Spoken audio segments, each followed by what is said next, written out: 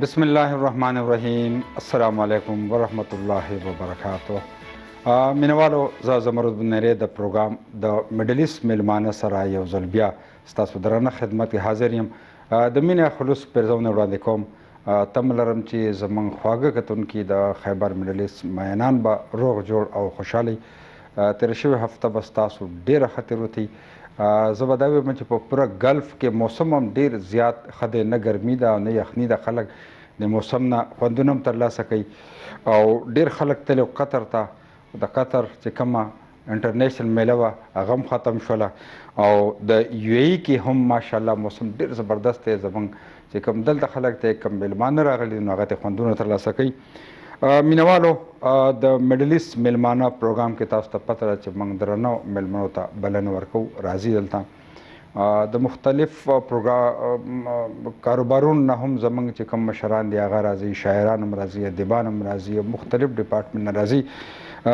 نن موږ یو داسې جوړې ته بلنه ورکړې ده چې هغې دواړه زه یم چې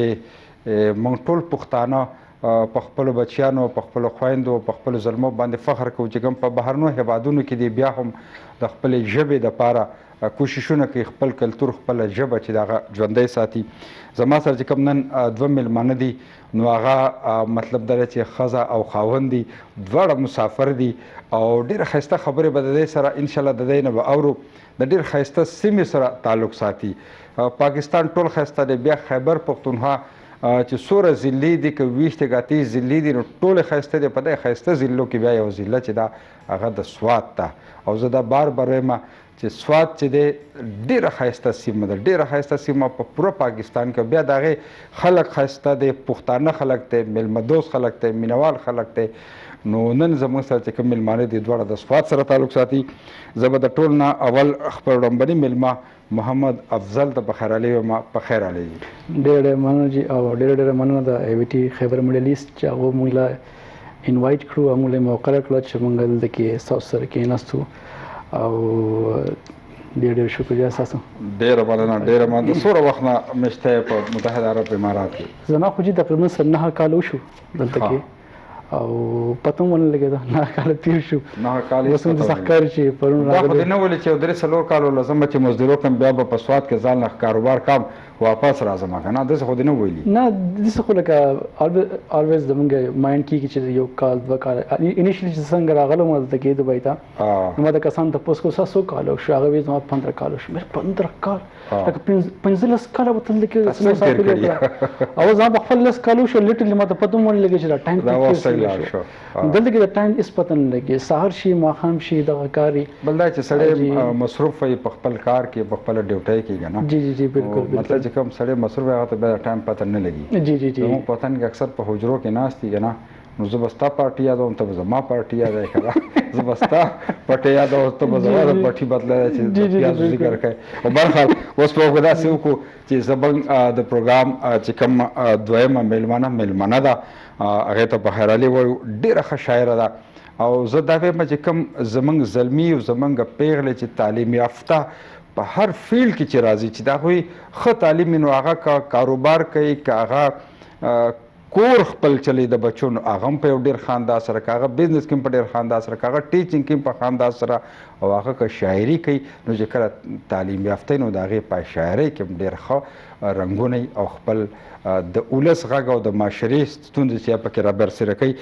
نایب سراج زموږ سره میلمنه ده. نایب په خیر علي پروګرام کې تاسو ته هرکلی وایم.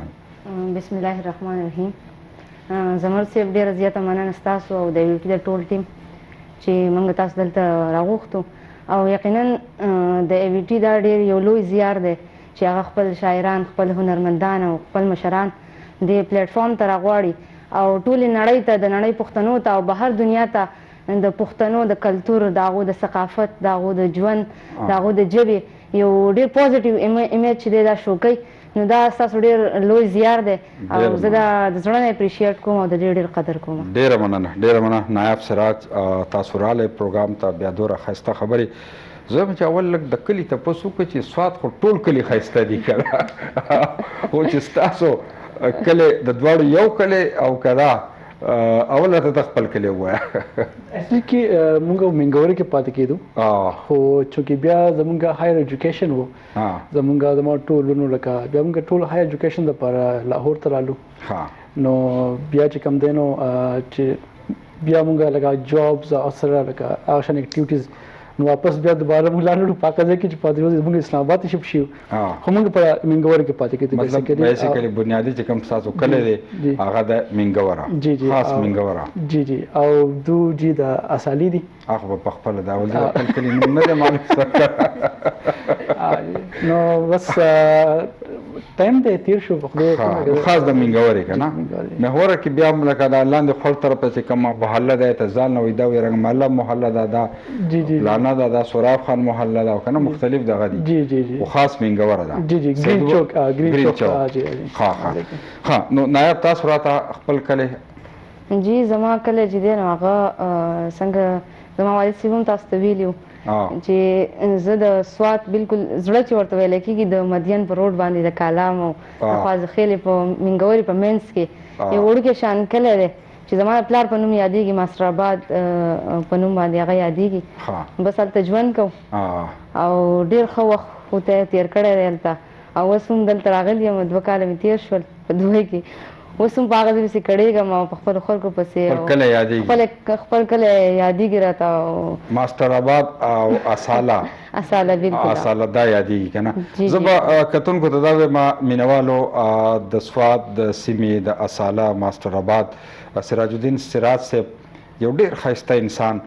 سوات خو ټول ښایسته دی او د ډېر درانه پښتانه دي خو بیا چونکې زما د سراج الدین سراج صاحب سره په خپله ملاقات شوی 13 هفته هغه یو 2 هفتې مخکې راغلي زما سره پروګرام کې میلمه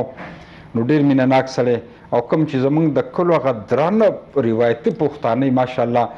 د سکول ټیچر پات شوی ریټایر ټیچر او چې کوم دغه شاګردان هغه عزت کوي او بیا شاعري چې شروع کړې د هغه وایي چې ما د کوټوالي نه چې کله زه ټیچر هم په دې دوران کې شروع کړې ډېره ښه شاعري کوي او بیا به زه دا خبره لږه زیاته کړم چې ټپه باندې هغوی کتابونه لیکلي او په ټپه باندې بیا ډېر تحقیق کړی دی او په بدن کې چې کوم حصې نو د هرې حصې باندې ما هغه ټپې لیکلي دي نو سراج الدین سراج صاحب همیشه الله پاک دې هغوی ته ښه صحت او ښه ژوند ورکړي ډېر ښه انسان دی دا زموږ اساسه ده زموږ سرمایه ده زموږ د ژبې او زموږ د کلتور د سراج الدین سراج صاحب پسند خلک نو نایاب سراج چې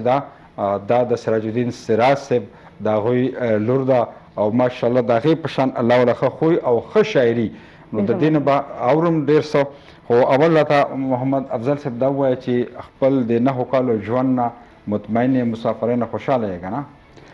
او جی ډېر زیات زه خو وایم چې ډېره شکریه د یو ای ګورنمنټ د یو ای چې هغه موږ یو پلیټفارم راکړو جی او موږ دلته کې رالو خپل یو ایکسپوجر موږ ته میلاو شو دلته کې او یو ښه ایکسپیرینس میلاو شو دلته کې تقریبا ما سره 3 کمپنیانې چینج کړې او ډېر ایکسټنسیو ایکسپیرینس ما ګین کړی او د ښکلې خبره د یو ای دا چې دلته کې ډفرنٹ لکه ثقافت او ډفرنٹ خلک دی او لکه د یو ځګي خلک نه د انډیا هم دي د بنگلاديش هم دي د سنگاپور هم دي 200 کمیونټي دلته ایگزیکټلی نو هغه ایکسپیرینس بل ځکه نشي ملای دی نو دا د یو ای چې کوم دنو دا یو ډېر غټ بیوټي ده بالکل چې دلته کې هر کس سره چې کوم د انټریکشن کیږي نو دغه خبرې کو دغه خلکو نه خبرې کو او دغه د جبونه خبرې کو ځین لسه جبې چې موږ ته پته نه خو لګونه انډرستانډینګ هم د کوم دغه چې سو یا خو ډېر ښکلی ایکسپیرینس زما بل دا چې د سکون ملک دی لکه اوس که تاسو لیټ راځئ نو ستاسو سره به د نایاب خپل بچي فکر نه وي چې یاره کور خوشی دی یا زه لیټ شوم که نه یا دوی که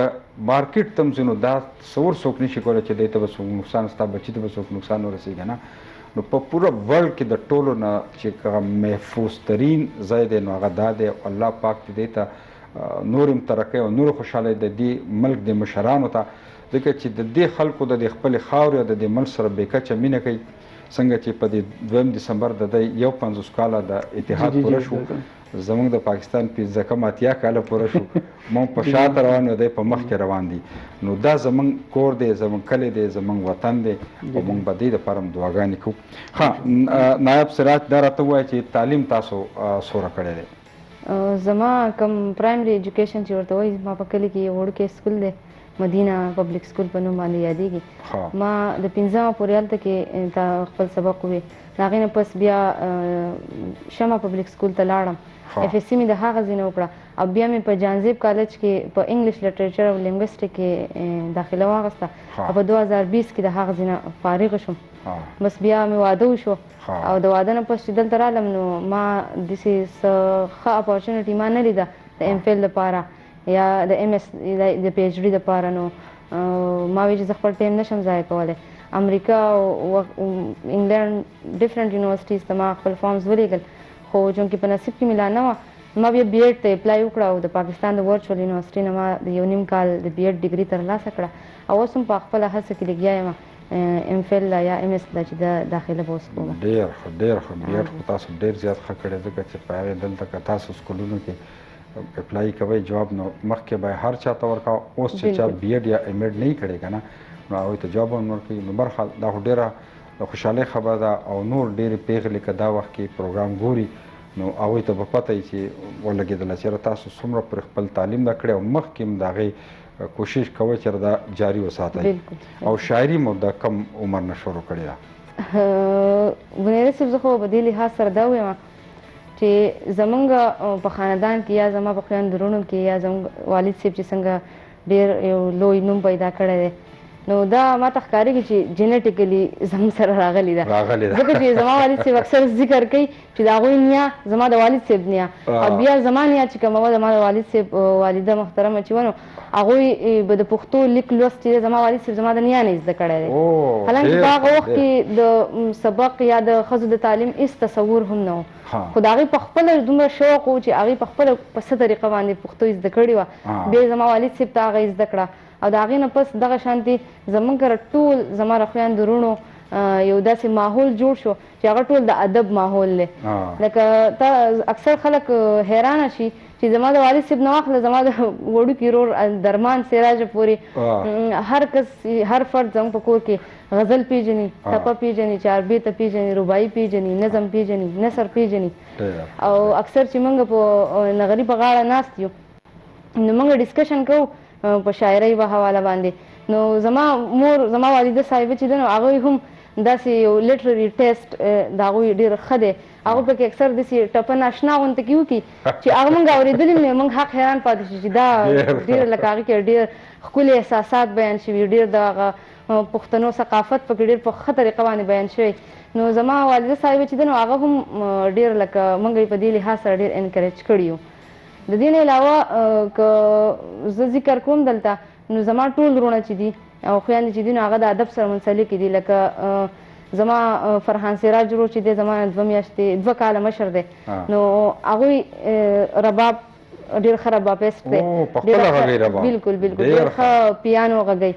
بیا د دې نه علاوه زما کشر ورور دی زما نه 2 کاله کشر دی سلمان سراج نو هغه سینګینګ کوي د هغه 2 ګانې چې دي هغه ریلي شوي دي ډېر ښه غږ لري او خلک ډېر خوښوي. بیا زما بل ورور چې دی ارمان سراج نو هغه د 10-12 کالو په عمر کې زما په خیال په پښتنه نړۍ کې به داسې یو پښتن هم ډېر کم خلک وي چې یا به نه پېژني په سوشل میډیا هغه هم ډېر یو لوی مقام پیدا کړی دی. داسې زما مشره خور د عصمت سراج نو هغه هم یو ډېر لیټرري د دې کتابونو سره ډېر شوق دی او د هغې یوه خبره زه ډېره زیاته اپریشیټ کوم په دې چې هغه ټیچره ده په سکول کې نو هغه وایي چې هغې په خپل سر باندې چې حالانکې پښتو په نصاب کې نشته خو هغه د خپل ډیوټۍ نه هټ کر هغې د خپل هیډ ماسټر چې د هغې سره خبره کړې ده او هغه 8 کلاسونه چې دي هغه د پښتو اخلي حالانکې په نصاب کې هغه انکلوډ نه ده هغه د نصاب دغه نه دی خو هغه وایي چې زه نور هېڅ نشم کولی خو کم بیسک پښتو لوستل چې دي پښتو لیکل چې دي نو هغه کوي او سهار د وخته ځي او د ټولو نه لیټ راځي او دا ایکسټرا کلاسز اخلي او په زور وړو ته پښتو ښایي او اکثر ما ته خپل ویډیوز رالیږي د ماشومانو نو هغه ماشومان ټول لکه یو ادبي ماحول یې هلته په سکول کې جوړ کړی دی او ایکسټرا کلاسز لري نو د هغې دا خبره هم زه ډېره اپریشیټ کوم خو موږ تقریبا ټول دومره خویندې چې خپله یوه هڅه کوو چې د پښتو دپاره د پښتون قام دپاره زموږ د ثقافت دپاره داسې کار وکړو چې هغه په معاشره کې یو مثبت بدلون راولي او هغه په سبا له په خټکو کې یاد کړی شي. خو د ولس هم ډېره مننه کوم، ډېره زما والد صاحب شو یا زما رونه شو یا زه شوم یا زموږ د خاندان بل فرد شو، نو موږ له همیشه ډېره مینه ډېر احترام او ډېر عزت را کړی دی او بالکل شاعر شي نو هغه د ولس په وجه باندې شاعري. زما والد صاحب وایي چې زما شعرونه د ولس د محرومو قصه ده او د دې لمبه لمبه حالاتو د لمبو قصه ده او ما د قلم په څوکه جبر د جابر غندلی ما بیان کړي د خوارانو د سلګو قصه ده. ډېر الله نایاب ډېر خوشحاله شو او ډېرې ګټورې خبرې داسې خبرې تا را برسېره کړې چې هغه زموږ د کتونکو دپاره ډېر دغه او دا راته ووایه چې ستا دا رونه چې دي نو د والد صاحب شاعري وایي او که نه د خپل والد صاحب سراج الدین سراج صاحب شاعري دی وایي که نه په دې رونو کې هم داسې شته چې خپل هم هغوی شعرونه لیکي؟ نه زما رونه شاعري نه کوي، خو حالانکې زموږ په فیملي کې دا خبره ده چې موږ چېرته هم سپیسیفیکلی زما د والد شاعرۍ له صرف امپورټنس نه دی ورکړی. مطلب هغه که هر ښه شعر که هغه د یو داسې شخصیت دی چې هغه زموږ خوښ هم دی خو چې هغه ښه شعر لیکي نو هغه موږ داد ورکوو د هغه شعر چې دی هغه زمزمه کوو او هغه وایو. دا اکثر شاعران چې څوک داسې فارغ سړی وګوري نو ویره زما یو نوی تازه کلام دی. جی دا محمد افضل خو دره تګ نه یا سراج دوی اکثر چې نور څوک واسي په کور کې دته واورو. اصل کې د افضل په حواله به زه یو خبره وکړم چې زه ځان ډېر خوش نصیبه ګڼم چې افضل حالانکې ډبل میتھمیټکس کې دو ماسټر کړی دی او ایس سی سی ای دی او د داسې خلکو اکثر د ادب سره هېڅ تعلق نه یا خو د دوی لیټرري ټیسټ چې دی یا استیټیک ایبیلیټیز په دو کې هم ډېر دي، دو هم شعر چې دی هغه خوښوي په شعر پوهېږي. حالانکې ما داسې ډېر خلک لیدلي دي چې هغوی ډېر سبق ویلی دی په پښتون وطن کې ژوند کوي خو هغوی به په شعر نه پوهېږي، هغوی د شعر په اهمیت نه پوهېږي. نو زه به دې حواله ځان خوشبخته ګڼم چې دوی په شعر پوهېږي او زه اکثر د خپل شاعرۍ فیډبیک هم اول د دوی نه اخلم. ډېر دا خو ډېره د خوشحالۍ خبره ده چې محمد افضل هم تاسو سپورټ کوي او ستاسو کورنۍ الله دې همیشه آباد ستا د رونه او ستا د خویندې بیا د ستا د خور چې کومه خبره تا وکړله چې پښتو ژبې دپاره خصوصي خلک د خپل کلاس نه تنګي او دا پکې ایکسټرا کلاسونه لي. الله دې ورته نور همت ورکړي. مینوالو پروګرام نه به خوندونه ترلاسه کوئ خو وخت شوی دی د یو دمې له ځو زموږ سره اوسئ ډېر ژر واپس راځو. مینوالو یو ځل بیا هرکلی ویم پروګرام د میډل ایسټ میلمانه تاسو ګورئ د خیبر میډل ایسټ ټلویزیون دبۍ سټوډیو نه لایف پروګرام روان دی ژوندی خپرونه ده. محمد افضل او نایاب سراج زمونږ میلمانه دي او زما یقین دی چې زمونږ کتونکي زمونږ رونه زمونږ خویندې او زلمي او پیغلې ټول به د دوی د دې خبرو نه خوند ترلاسه کوي.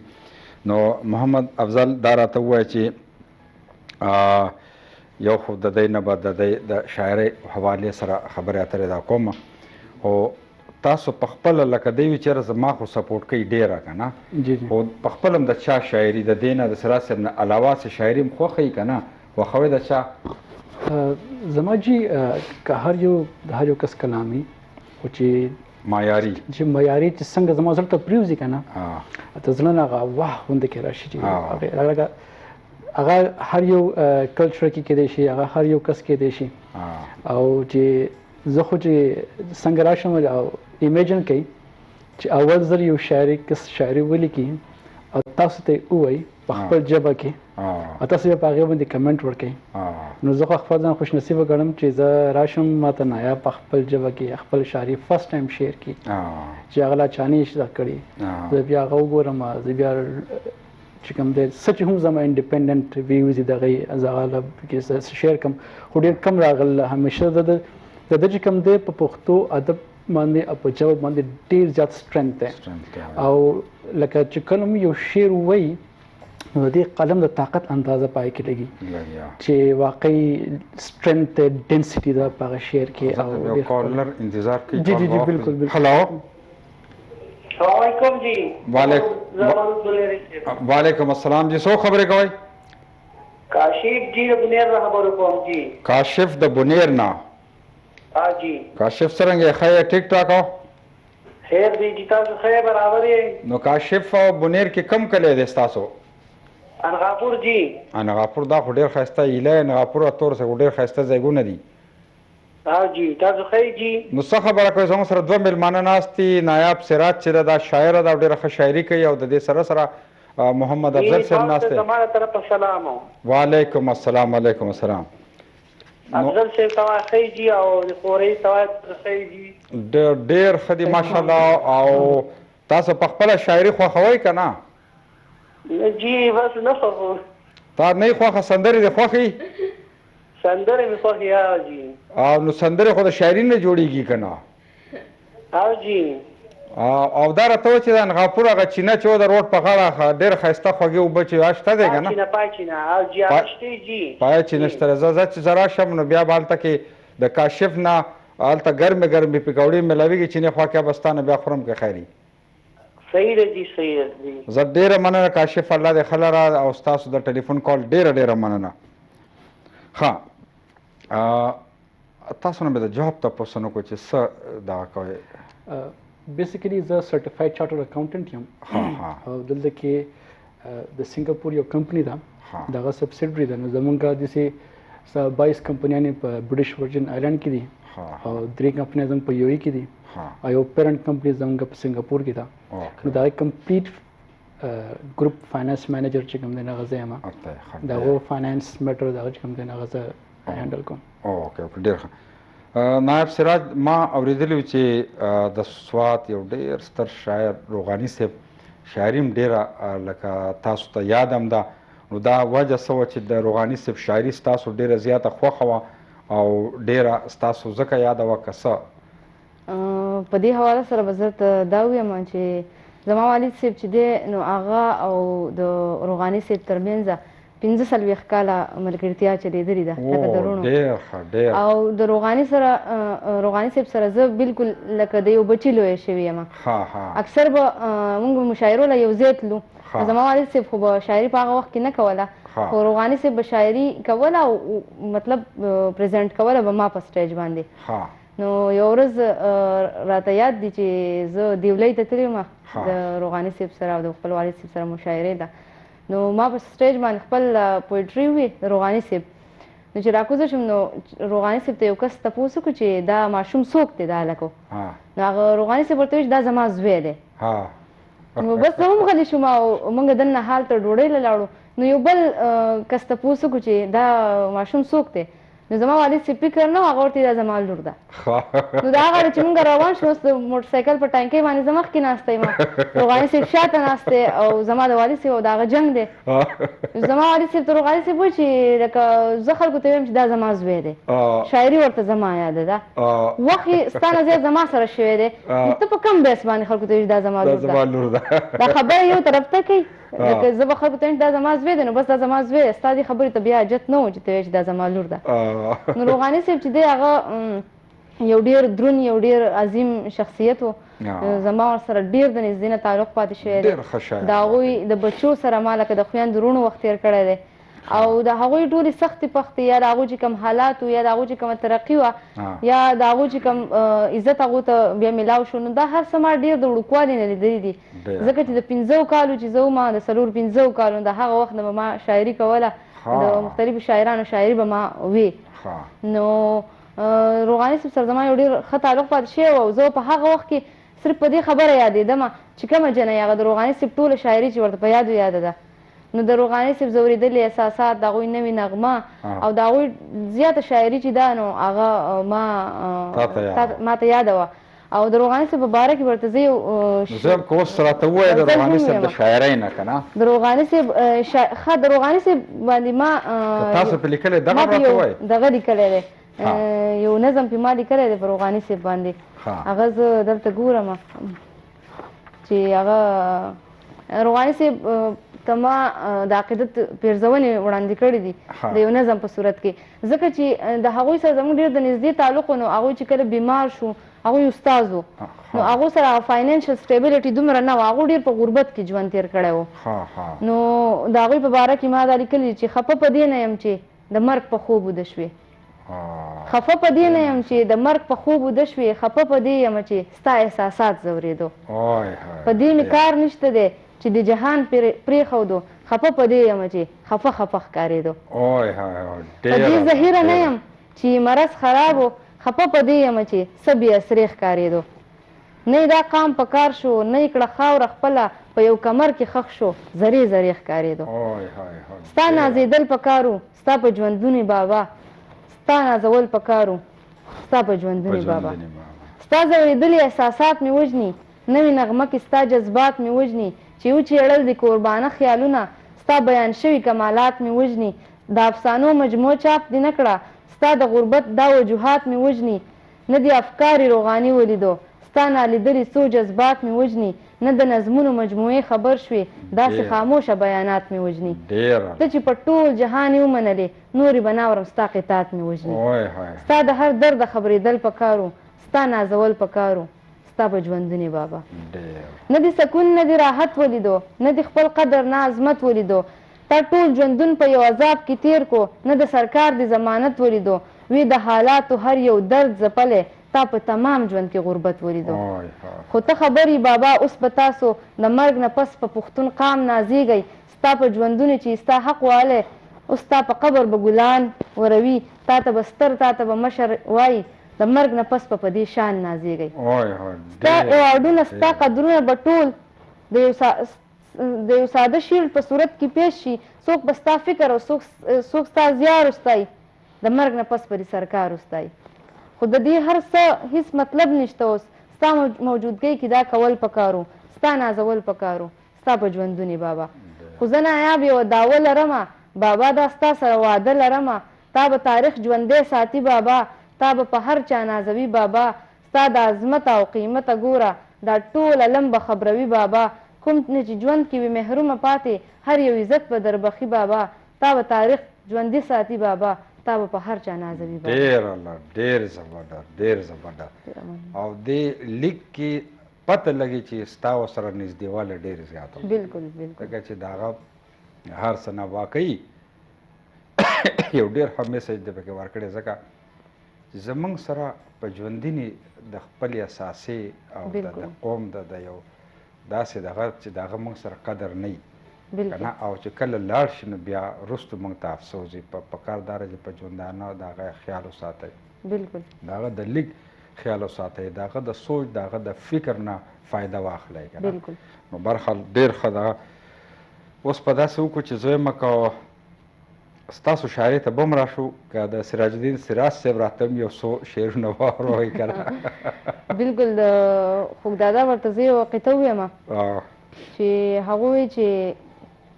ستا د نازونو اداګانو لوګې ستا د نرۍ خندا به وشم او د ژوند نه ځکه مزې اخلمه چې زه څه شوتل نه یم چې بیا به وشم ځینې هغه وایي چې ستاسو کور کې امن دی مزې کوئ دلته مو د وسپنې بارانو کو دلته مو د وسپنو بارانو کو او تاسو په امرودو کې پیسې ګټئ موږ په زمرودو کې تاوان وکړو ډېر ښه میسج ورکړی دی ډېر ښه ها بریک لا شو مینوالو د نایاب سراج او محمد افضل سره ډېرې خوندورې خبرې روانې دي وخت شوی دی یو ځل بیا د دمې بریک له ځو زموږ سره اوسئ ډېر زر واپس راځو جی مینوالو یو ځل بیا هر کله ویمه پروګرام تاسو ګورئ د میډل ایسټ میلمانو او میلمانه زموږ سره ناست محمد افضل ناست او نایاب سراج زموږ سره ډېره ښه شاعره او خبرې اترې به تاسو اورئ د دې خوندوره شاعري به هم اورئ او زما یقین دی چې زموږ کتونکي به د پروګرام نه خوندونه ترلاسه کوي محمد افضل د دوی طرف ته به بیا زما شاعري به ترې اورم خو زه یم چې لږ راته دا ووایئ زموږ په ملک کې خو الله دې خیر وکړي خو ډېره بېروزګاري ده او اکثر خلک دلته راځي یو یې دا ده چې دا نږدې هم دی او هغه څه اکسیسیبل هم دی په اسانۍ ورته راتلی هم شي ویزې هم په اسانۍ میلاویږي او ډېر خلکو ته روزګارونه میلاو شي که یو میاشت نیمه نه وي نو په دویمه درېیمه میاشت ورته لازم میلاویږي د دې ځای د پښتنو ژوند ژواک تاسو ولیدل کاروبار نه ولیدل څه ګڼئ چې یاره څه موږ له پکار دي اکثر زموږ وروڼه داسې چې ډېر ښه جواب ورته نه میلاویږي که نه او نورو ملکونو خلک چې راځي نو ډېر ښه جواب میلاویږي نو تاسو څه ګڼئ چې یاره داسې سکلډ خلک راشي یا زموږ د پښتنو وروڼو کمزوري څه ده څه پکار دي چې هغوی ته مطلب په اسانۍ سره جواب میلاویږي دا ډېر زیات امپورټنټ کوېشن دی او زه به میسج ورکړم ټول کسانو ته څوک چې د اوري اصل کې ډېر شه کسان راځي اکثره ماته خپل سی فارورډ کړي دغه یو اشنا کس یې هغه ماته وایي چې داسې یو کس راغلی دی نو اوسه پورې چې زما انټریکشن د ښه کسانو سره شوی دی په هغې کې الموسټ لایک 90% کسان هغه داسې وي چې یا یې میټرک کړی یا اف ای کړی او هېڅ سکل ورسره نه وي او ډایرکټ راغلی د دې ځای کې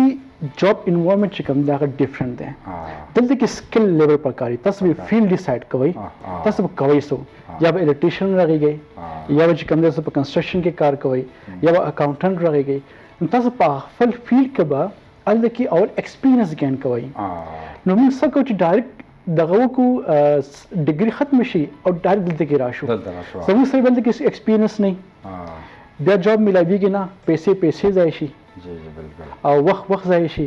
او ټول امپورټنټ خبره دا چې دلته کوم کسان کوم ډیپریشن کې چې بیا نه جاب نه ملایږي دا اول په 3 میاشتې چې کوم دی 3 کاله برابرۍ بیا بالکل نو په کار دار چې څوک هم راځي په کوم فیلډ کې راځي نو خدای یو کال یو داسې فیلډ کې وخت تیر کوي تاسو په شي کې کار کول غواړئ بیا په هغه فیلډ کې خپل یو سی وي رو کې پروفیشنل بیا دلته کې راشئ او هغه فیلډ ټارګټ کوي او په هغه فیلډ کې چې کوم ځای بیا خپل سی وي فارورډ کوي او په هغه فیلډ کې چې کوم ځای کوم هایرینګ چې کېږي نو پای کې ځان ایکسپوز کوي نو انشاءالله تاسو کار خامخا وشي خو چې بالکل تاسو بلایند راځئ چې تاسو هېڅ هم نه درځي لکه ډېر شه کسان باندې دلې چې لکه هغو له وایي بس موږ پیسه کې انټر کړه لکه هغو له هېڅ هم نه ورځي او دبۍ انوایرمنټ چې کوم دی هغه داسې دی چې یو کمپنی چې یو کس هایر کوي نو په هغې باندې الموسټ لایک 6000 درهم ایکسپنس راځي هغه ټرینینګ نه هایر کوي دلته کې یو کس دلته کې یو پراپر یو پروفیشنل کس هایر کړي چې د هغه لپاره یو ریونیو جنریشن یو دغه سورس روکشي چې د هغه کار پې چلیږي د کوم نه فایده یې پکې ایگزیکټلی نو د هغې وجې چې کوم دی نو دا کسان یکدم راشي لکه سپوز تاسو چې کوم دی نو اف ای کوئ ټیک دی یا اف ایس سی کوئ او ستاسو ارادې چې زه د اف ایس سی چې کوم دی نو بعد دبۍ ته به راځم نو تاسو په میټرک نه چې کوم دی نو لکه په هغه فیلډ کې کار کول شروع کړئ د سکول نه بعد ځئ انټرنشپ کوئ ټیک ده free of cost internship کوئی دسی فیلډ وګورئ تجربه کیږي ایگزیکټلی چې څونه تاسو سره تجربه کیږي ایکسپیرینس کیږي بیا تاسو راځئ تاسو هر یو شی بالکل فوکس یي چې تاسو هاسپټلټي انډسټری ته ولاړئ که تاسو اکاونټینګ ته کنسټرکشن ته که تاسو چې کوم دی نو لکه لیبر کلاس کې کوم الیکټریشن وي په هغې به کنسټرکشن ریلیټډ هیلپرز دي نو تاسو په هغې کې اول ایکسپیرینس گین کوئ او یو خبر چې کوم دی که نه هغه همیشه یاد ساتئ چې همیشه چې کوم دی که نه که تاسو یو وړوکی نه وړوکی جاب دپاره هم اپلای کوئ نو تاسو چې کوم دی نو کوشش کوئ چې لږ تعلیم دومره وکړئ که نه چې تاسو خپل ځان کمیونیکیټ کولی شئ تعلیم ډېر ضروري دی که موږ چې کوم دی موږ هلته یو کنسپټ چې دبۍ ته ولاړ شو چې مزدوري به کوم لکه ایون مزدوري دپاره هم تعلیم دومره امپورټنټ شی چې تاسو په کار چې تاسو څنګه کمیونیکیټ کوئ خپل ځان په ایرپورټ کې څنګه کمیونیکیټ کوئ د خلکو سره تاسو د خپل شي پته چې لکه په کوم ډایرکشن کې تلل غواړي لکه نن سبا هر یو د ټریول ټول سمارټ شی دی په ایپس به یوز کوئ یا په هغې کې ډیټا انټر کوئ او اپلای کول به کوئ په ایرپورټ کې ډېر شه کسان ما لیدلي په د کووډ ټایم کې چې هغو رجسټریشن ته مستلات په خپله زه هغو سره ناست یم او د هغو لپاره ما رجسټریشن کوم په موبایل باندې نو لکه دا تکلیفات نه به تاسو بالکل بېغمه شئ لږ غوندې کې تعلیم وکړئ لږ پوهه ګین کړئ تعلیم د دې لپاره مه کوئ چې زه مزدوري کوم تعلیم د دې لپاره چې زه کمیونیکیټ کوم څنګه د خلکو سره زه به څنګه خبر م که ځکه چې په دلته کې په کمپنۍ کې یا به ته انګلیش کې خبرې کوې یا به چې کوم دی نو لکه موسټ 90% کې انګلیش یوز کېږي عربي او انګلیش تاسو چې هغه لینګویج درځي نه تاسو خپل کمیونیکیټ کولی نه شئ نو تاسو څنګه په خپل فیلډ کې مخکې ځئ بالکل نو لږ غوندې کې مطلب چې څنګه سکل ځکه چې زیات ما کتلي میټرک وکړي یا اف ای وکړي بیا راځي په دلته جاب ګوري که نه هغې باندې نن سبا لکه د مخکنۍ زمانې میټرک چې و که نه د هغه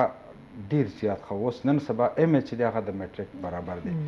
پکار چې دی سره څه هنري هغه هنري زده کړي کمیونیکیشن چې دی ژبه چې د هغې د لارې ورځي چې هغه مخکې پتلی شي دا داسې نه چې تاسو راشئ او زیات زموږ خلک دا ګوري چې مطلب دا دلته کې دا درهمونه په دې ونو کې کلک دي لږ داسې دا ونه سنډول غواړي او ډېر محنت غواړي خدای ته دا پته نه شي سهار لمانځه نه بعد خلک مزدورۍ له ځي او ماسخوتن واپس راځي برحال ستاسو خبرو شو چې څه نه څه هنر په کار دی بیا دې راځي نایب ستاسو شاعري باور خو د هغې نه وړاندې راته دا ووایه چې په مزه په سکولونو کې پښتو ختمیږي، لکه د نصاب نه وځي. زه به بیا خاص کر د خپل خیبر پښتونخوا خبرو کوم، او بیا په زمونږ په علاقو کې زیات پبلک سکولونه راغله او هر سړی انګلیش طرف ته دغه کوي، خو د پښتو سبجیکټ ختمیږي. نو زمونږ نه چې خپله مورنۍ ژبه زمونږ د زلمي کول نه د نوي نسل نه یېرېږي. ډېر خلک وایي زه ویلی نه شم، ډېر خلک وایي زه یې لیکلی نه شم. ولې ته خپله مورنۍ ژبه نه شو لیکلی؟ څه فکر لرئ چې څه پکار دي زمونږ کم از کم صوبایي ګورنمنټ له چېره سکولونو کې دا پښتو ژبه چې دا لیکل او ویل چې دا لازمي کړي؟ زمرد صاحب په دې حواله به زه دا خبره وکړم چې ژبه چې دا یوازې د کمیونیکیشن ذریعه نه ده.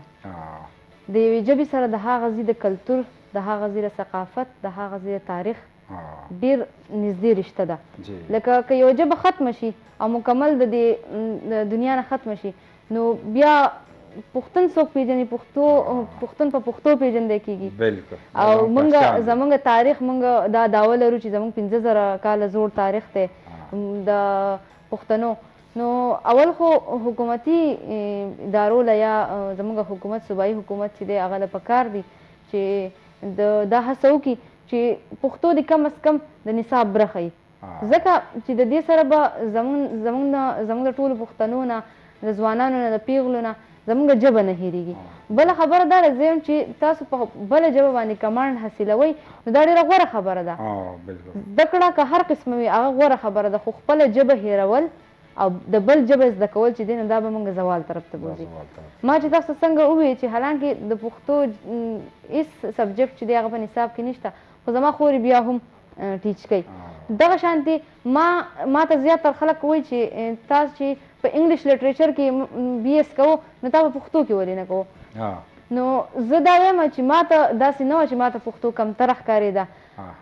زه به دلته یو ټپه ووایم چې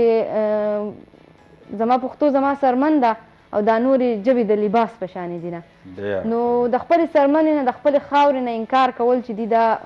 به موږ له ګټه رانه کړي. او ما که انګلیش لټریچر سټډي کړی دی نو زما د دې نه شاته صرف یو غرض دی چې په فیوچر کې چې کله زما علم سیوا کېږي، زما مطالعې سره سره زما په الفاظو کې، زما په ذهن کې پختګي راځي، نو زه به د پښتو لټریچر چې دی هغه به دنیا ته ښیمه. د انګلیش په ترو به زه خپله ژبه چې ده هغه یو انټرنیشنلي په داسې پلیټفارم باندې ایکسپوز کومه چې پښتو یوازې پښتانه نو بلکې د نړۍ نور خلک هم پښتو وپېژني د یوې ژبې په لحاظ دی. او دلته به زه دا خبره وکړم چې حالانکې ما د اردو لټریچر هم سټډي کړی دی، ما د انګلیش لټریچر هم سټډي کړی دی، خو د یو پښتون دپاره د پښتو د لټریچر نه بل څه خواږه ځکه نشي کېدی چې که یو څیز ټرانسلیټ شي، ځکه د انګلیش یا د شیکسپیر یا د ورډزورث ډېر ښه شعر واورم، خو هغه زه په فاینلي اټ د اینډ اف د ټایم هغه زه ټرانسلیټ کوم او د ټرانسلیشن سره د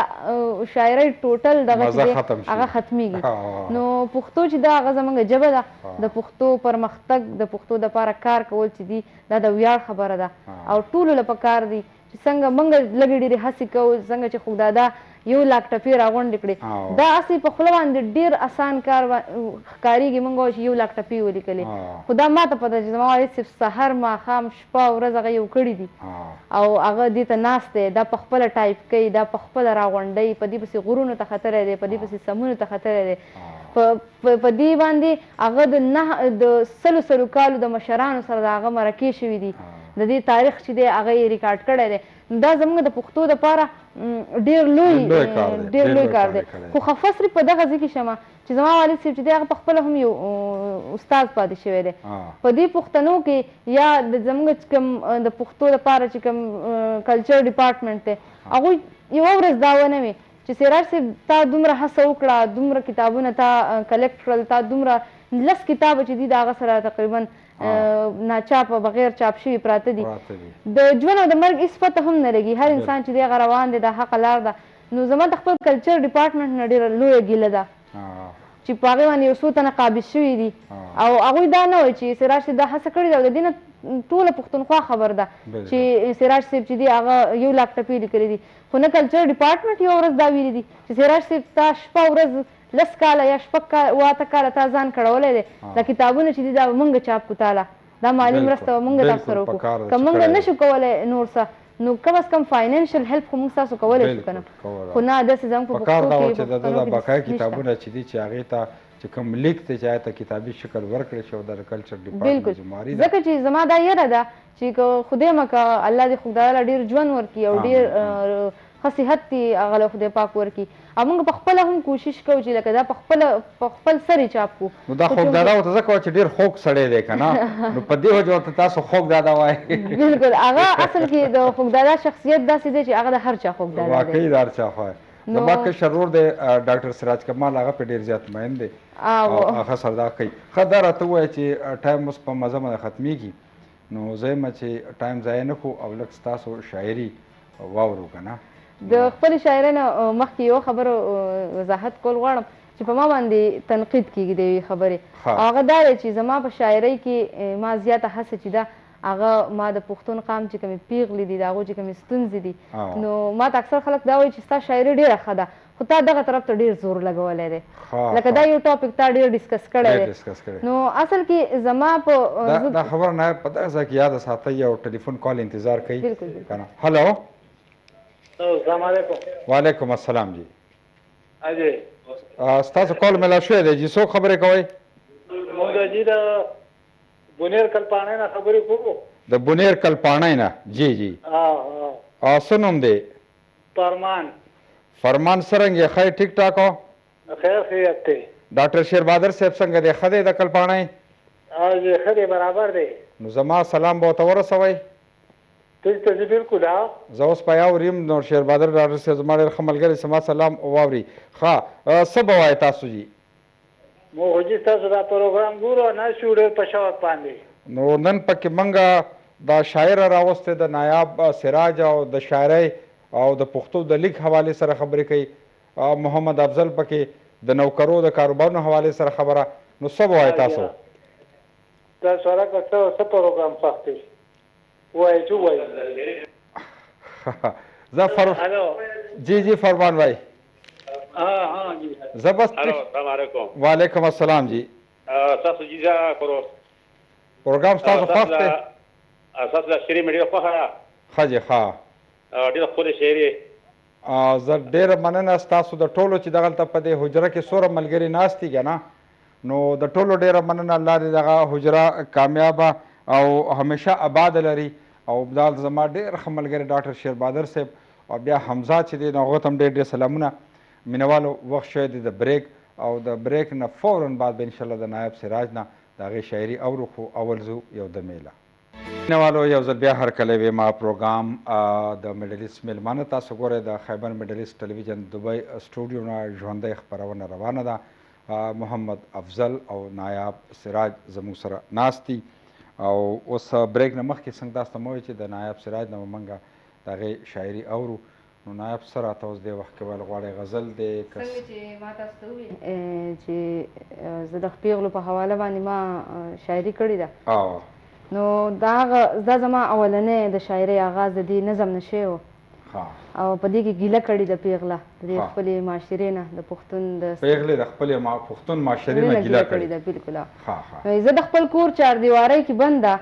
یوه شپه ناسته وم د کټ په پیاړ ما شپه پخه شوې وه ناوخته و ډېر په هر یو لور ښه خاموشي خوره وه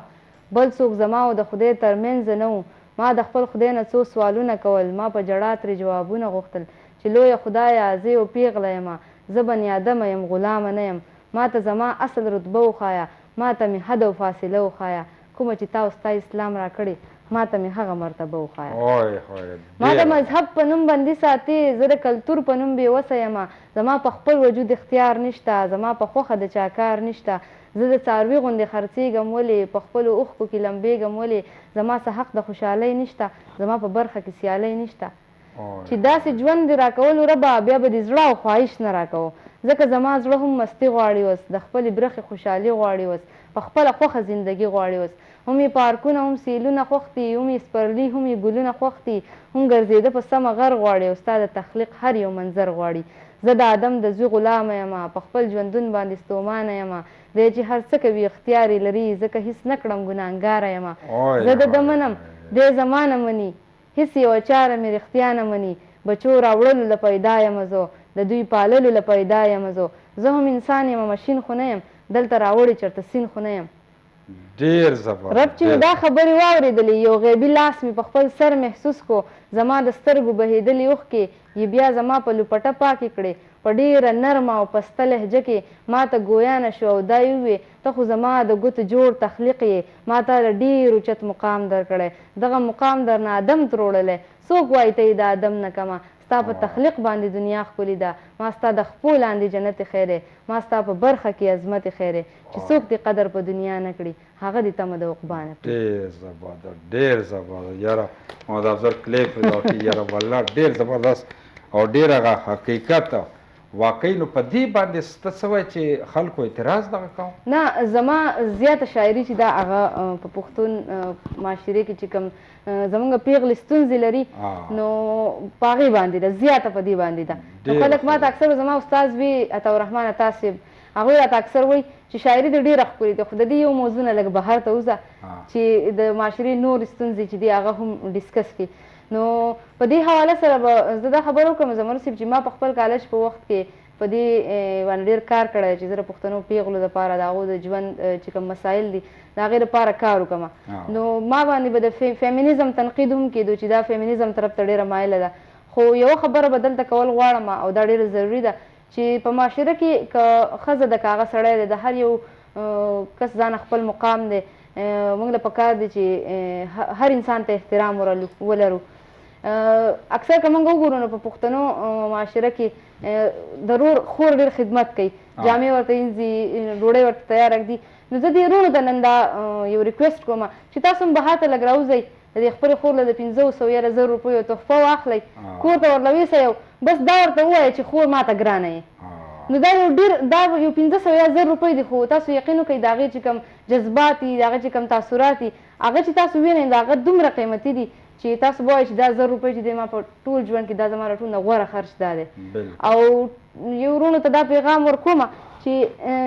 که وروڼه د خپل خویندو لپاره هر څه وکړي خو یو خور چې کم په احساساتو او کم په جذبه باندې خپل په جانماز باندې لاس اوچت کړي خپل د ورور د ژوند په باره کې سوال کوي یا د هغو د ترقۍ سوال کوي نو که ورور ټول عمر خدمت وکړي خو هغه یوې ورځې دوا ته نه رسي نو هر انسان بلکل هر انسان له احترام ورکوي دا کومې چې نامناسبه رویې دي دا بدلې کوي او خپلو خویندو له خپلو میاندو له وخت ورکوي هغو له عزت ورکوي او کومې چې غیر ضروري پابندیانې دي لکه د تعلیم په لحاظ که موږ ووایو که موږ خبره وکړو که یو پیغله تعلیم حاصل کړي نو که هغه خدای مکه سبا له کونډه شي یا د هغې کور روان شي یا هغې ته په زندګۍ کې داسې څه مسله راشي نو کم از کم ستا په اوږه به نه بوج کېږي هغه به خپل تعلیم جاري ساتلی شي هغه به خپل ځان ساتلی شي نو ټولو پښتنو ته دا پیغام ورکوم چې دنیا ډېره مخکې تللې ده زموږ نړۍ چې دا هغه د ښځو د بې تعلیمۍ په وجه باندې هم وروسته پاتې شوه نو نن یو عهد وکړئ خپلې خویندې او خپل د کور زنانه چې دي هغه د دې تعلیمي سرګرمیانو کې ځان سره انوالو کړئ او ښځو ته هم دا پیغام ورکوم چې زموږ ډېره چې کوم پښتنو روایت دي د هغې په دایره کې دننه د اخلاقو په دایره کې دننه د پښتو دپاره د پښتون قام دپاره او د خپل ځان د ترقۍ دپاره چې دی په حیا او پرده کې دننه کار وکړئ چې سبا ستاسو وروڼو ته هم څوک پیغور ورنه کړي چې یا داسې څه غلط ایکټ نو یقینا زه یم چې هغه ورځ لرې نه ده چې پښتانه به په نړۍ کې چې دی وپېژندلی شي او هغو به ونازولی شي ډېر ښه ډېر ښه نایب سراج ډېر ښایسته میسج دې ورکړو او ډېر ګټور او زما یقین دی چې په زړه باندې لګي اوس پروګرام مخ ختمېدو کې دی زه محمد افضل که تاسو ذهن کې داسې څه یو میسج یا یو ښه خبره زموږ سپیشلی د زلمو دپاره ستاسو ذهن کې وي او هغه یو میسج ورکړئ نو زه به د یو ای په لحاظ سره یو میسج ورکړم او هر یو کس هلته کې دا په ذهن کې ساتي چې زموږ به دوبۍ ته لاړ شو او جاب دی چې وبکو هلته کې نو د دوبۍ جاب چې کوم دی دلته کې ډېر زیات محنت غواړي دا د محنت والا جاب دی سهار مانګونو ټایم کې پاڅېدی د شپې راتلی 24/7 کار کولی او په دې د دې تاسو راځئ دلته کې نو دې لپاره تاسو خپل ځان منټلي تیار ساتئ چې تاسو ته پته چې تاسو کار کولی شئ او فل ټایم چې کوم دی نو لکه کار له ورکولی شئ ځینې کسان ما ډېر لیدلي چې هغو راشي هغو ډېر منټلي ډسټرب وي او هغه بیا د دې انوایرمنټ سره ونه چلیږي نو هغه بیا واپس لاړ شي هلته کې نو محنت کوئ او پراپر پلانینګ باندې راځي چې جاب ته راځي دلته کې او چې راځي نو یو خبر یاد ساتي چې د دې ځکه نزان خبروي ډېر مهنت والا ژوند دی او د مهنت په نیت باندې راځي او ښه مهنت کوئ ان شاء الله او نور چې کوم دی نو تاسو دعا ډېره مننه نایب ټایم خو ختم دی خو مختصر یو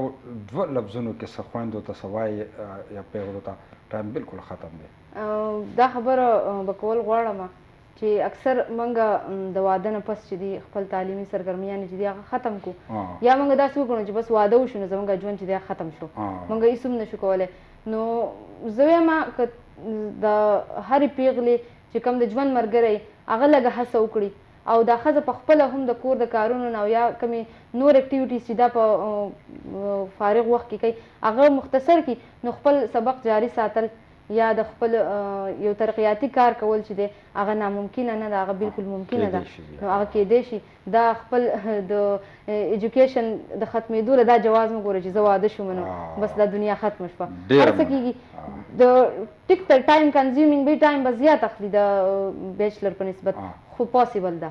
ډېره مننه نایب سراج تاسو د راتګ ډېره مننه محمد افضل صاحب ستاسو د راتګ ډېره مننه ډېره خوندوره خبره زما یقین دی ډېرو زلمو ډېرو پیغلو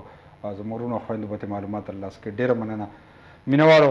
دا د نن ورځې خپرونه د میډل ایسټ میلمانه محمد افضل او نایب سراج یو ډېره ښه شاعره زه وایم چې دا اساسه ده زموږ د قوم او زموږ د پیغلو او زموږ د خویندو زموږ د بچیانو هغه نمایندګي دا کوي د خپل لیک په ذریعه د خپل قلم په ذریعه او د خپلې ژبې د پښتو ژبې مطلب دا ده چې نمایندګي کوي او ښه توګه باندې نمایندګي کوي الله دې کوي چې دا شانتې پیغلې